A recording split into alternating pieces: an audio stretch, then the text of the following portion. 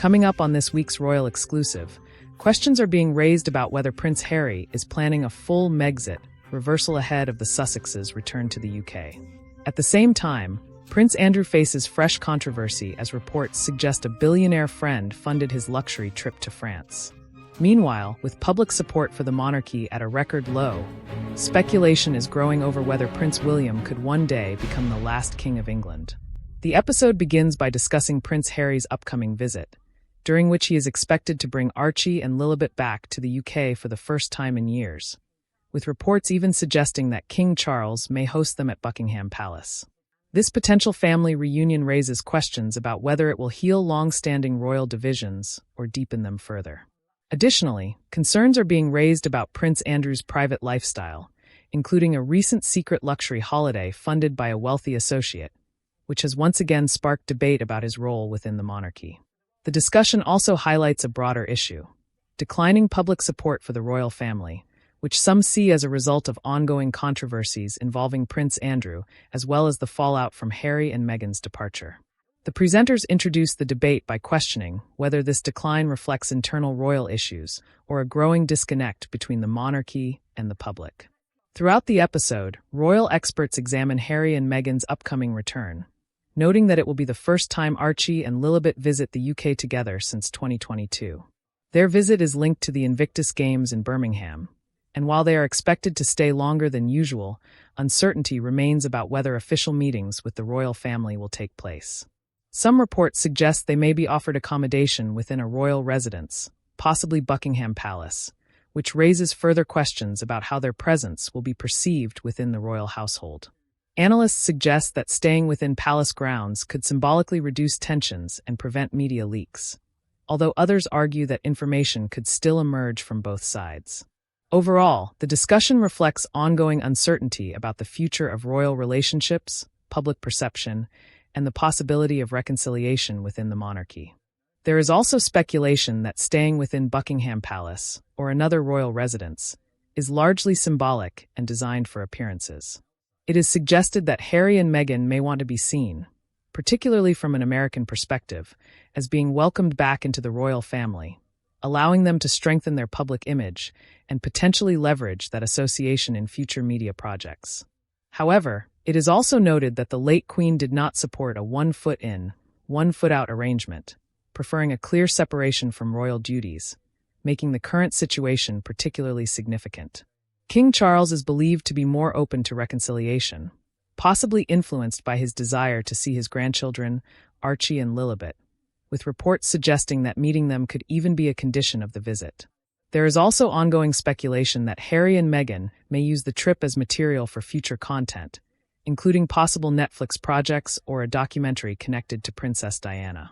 Security remains a key concern, although royal residences such as Buckingham Palace offer a high level of protection due to both police and military presence, making them among the safest locations for the family. Previous visits, such as during the Platinum Jubilee, showed that Harry and Meghan largely stayed within secure locations like Frogmore Cottage and limited their public appearances, which may serve as a possible model for this visit. However, critics argue that Harry has, at times, used emotional pressure in his ongoing disputes over security arrangements, particularly in relation to his court cases and disagreements with the monarchy over responsibility for protection. While Harry maintains that he wants safety for his family, official positions emphasize that his reduced role as a working royal changed the nature of his security entitlement, making protection conditional rather than automatic.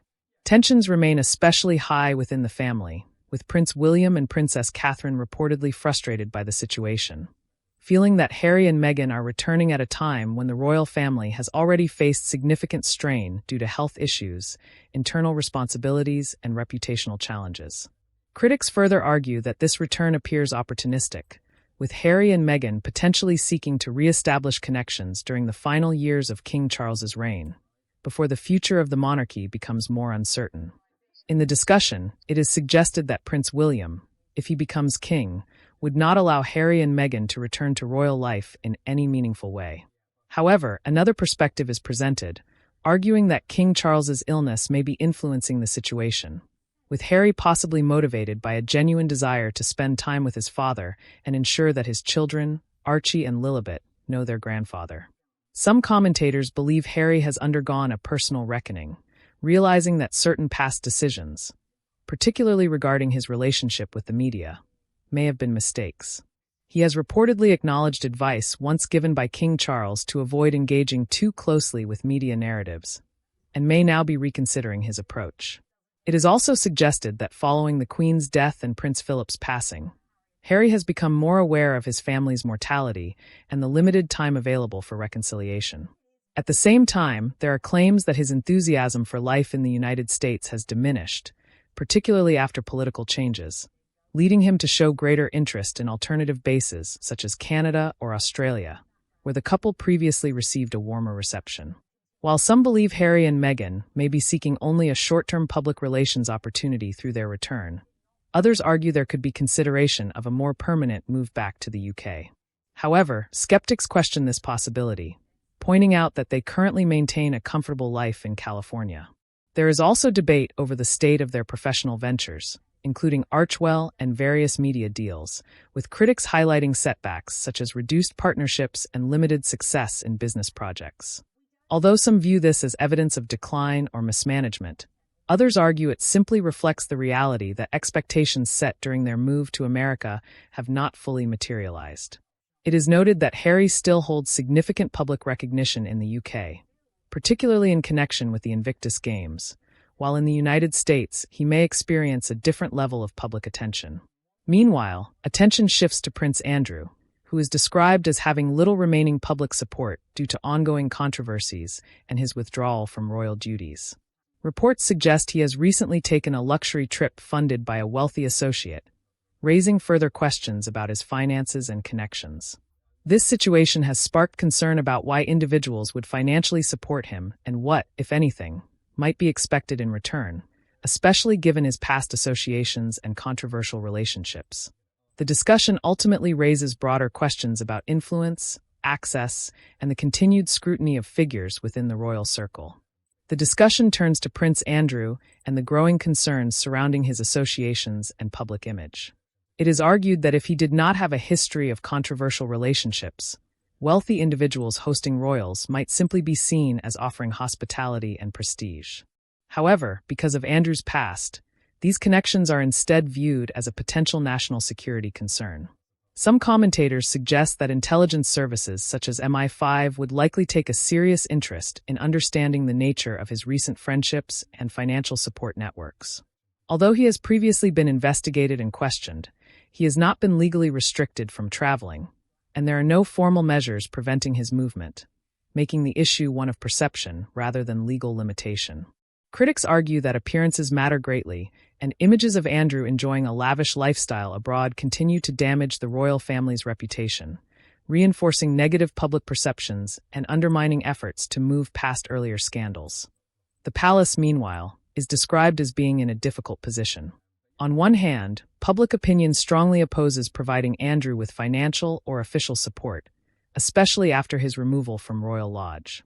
On the other hand, withdrawing all assistance raises concerns about how he maintains his lifestyle, potentially forcing him to rely on external benefactors, which could introduce further risks of influence or exploitation. This creates a complicated dilemma in which reducing internal support may unintentionally increase vulnerability to outside financial and political interests. The conversation also highlights broader concerns about optics and responsibility, suggesting that every public appearance involving Andrew continues to reopen scrutiny of the monarchy as a whole. Attention then shifts to a separate incident involving a photograph of Andrew with a visible facial bruise shortly after returning from France, which sparked speculation about its cause. While some questioned whether it could have resulted from an accident or fall, official explanations indicated it was a non-serious medical issue, with no evidence of assault or major injury. Nevertheless, the unusual appearance of the bruise and lack of clarity led to public discussion and speculation. Some commentators noted that Andrew has expressed concerns about his personal safety and believes he may be at risk, though others argue that sympathy is limited due to his past conduct and associations, including long-standing controversies linked to Jeffrey Epstein. Critics further point out that his previous privileges and roles within the royal structure have been significantly reduced, reflecting a broader principle that royal status should not guarantee special treatment. As a result, Andrew now lives in a more exposed and isolated position, with ongoing debate over whether he should continue to receive any form of protection or support given the continuing scrutiny surrounding his actions and reputation. The discussion continues with a focus on Prince Andrew's loss of royal status and the consequences that followed. It is argued that protection and privileges were tied directly to his role as a working royal, and once he was removed from that position due to behavior considered morally indefensible, those benefits were no longer justified. While the allegations against him have not all been tested in court, many observers point to his 2019 BBC Newsnight interview with Emily Maitlis as a turning point, during which he failed to show clear sympathy for victims of Jeffrey Epstein and provided explanations that were widely questioned. Subsequent information and public scrutiny have only intensified concerns, reinforcing the decision for him to step back from official duties and, by extension, lose access to publicly funded protection linked to that role. This situation is also seen as having wider effects on his immediate family, with signs that the once close York family unit appears increasingly strained, particularly as public references to him have become less visible in family communications. Attention is also drawn to the broader family context, including questions about Sarah Ferguson's past associations with Jeffrey Epstein, which have further complicated the family's reputation. Critics argue that the proximity of certain individuals to Epstein provided access and privilege at the time, but has since resulted in long-term reputational damage and difficult questions about judgment and accountability. These issues are not viewed in isolation, but as part of a wider pattern of consequences that continue to affect perceptions of the royal family today. The conversation then shifts to declining public support for the British monarchy. Recent polling indicates that approval has fallen significantly over the past few years, reaching its lowest level in decades. Analysts note, however, that polling results vary depending on methodology, with some surveys showing a more stable picture while others highlight a clearer downward trend. Historically, support for the monarchy was exceptionally strong in the late 20th century, particularly during the era of Queen Elizabeth II, but that certainty has gradually weakened over time. While there was renewed popularity associated with Prince William and Princess Catherine, it has not fully restored earlier levels of public loyalty. Instead, the monarchy now faces a more critical and divided public attitude, influenced by factors such as the Queen's death, controversies involving Prince Andrew, and the ongoing fallout from Prince Harry and Meghan Markle. Despite this, King Charles is generally seen as performing relatively well in terms of personal approval. However, experts suggest that the biggest challenge for the monarchy lies with younger generations, where support is significantly weaker. This demographic shift reflects a broader decline in trust toward institutions in general, including government and traditional authority structures.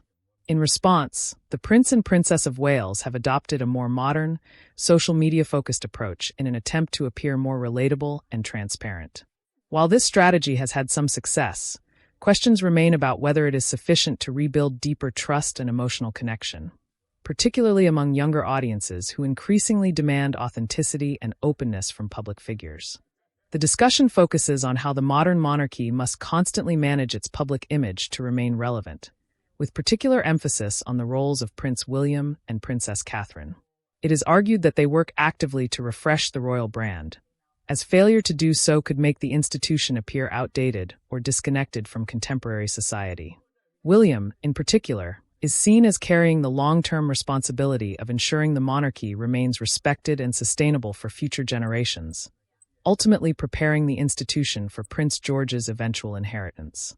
While William and Catherine are often viewed as authentic and approachable during public engagements, some decisions, such as sending Prince George to Eton, are seen as reinforcing the monarchy's elite image.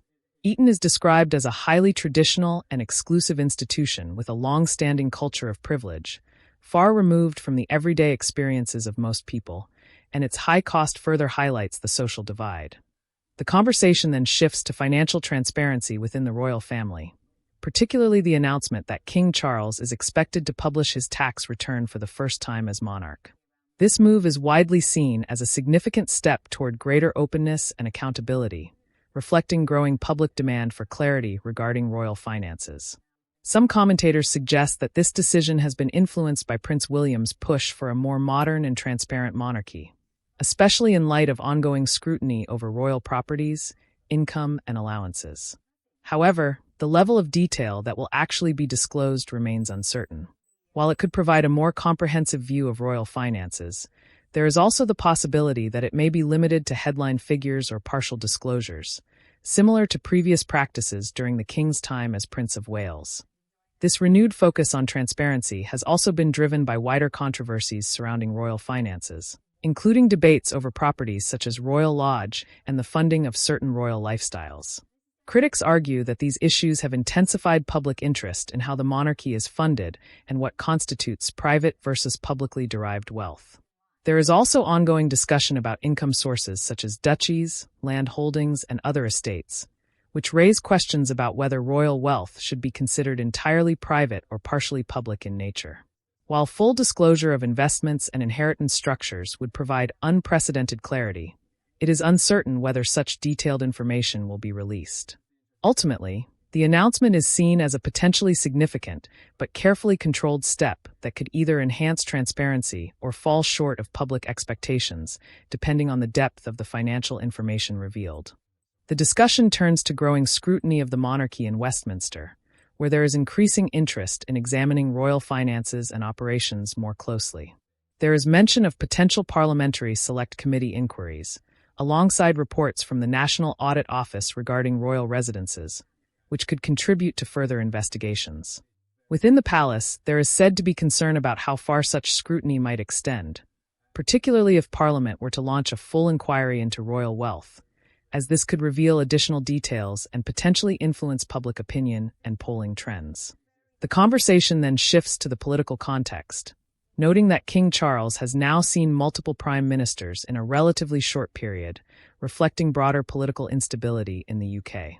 While some describe this as an unlucky reign, others argue that the issue lies more with the rapid turnover in British politics rather than the monarchy itself. It is also noted that the monarchy provides continuity in contrast to frequent changes in government leadership, highlighting the institution's stabilizing role amid political uncertainty. The discussion then explores how the monarchy might engage younger audiences, particularly Generation Z, where support is reportedly weaker. Suggestions include using social media trends such as outfit of the day content to present a more relatable and transparent image, showing both personality and heritage in a modern format. Ideas such as cultural exchange-style content are also proposed, including food-based interactions where members of the royal family could showcase traditional British foods alongside personal favorites or royal household products. There is also lighthearted discussion about more informal content formats, such as What's in My Bag, referencing well-known stories about the late Queen's personal habits. Finally, the segment concludes with humorous suggestions for naming royal-themed public initiatives, including an electric bus associated with Prince William's environmental work, with playful name ideas such as Big Wheel's Wild Ride. The program ends with thanks to the guests and a reminder for viewers to follow the channel for further royal news updates.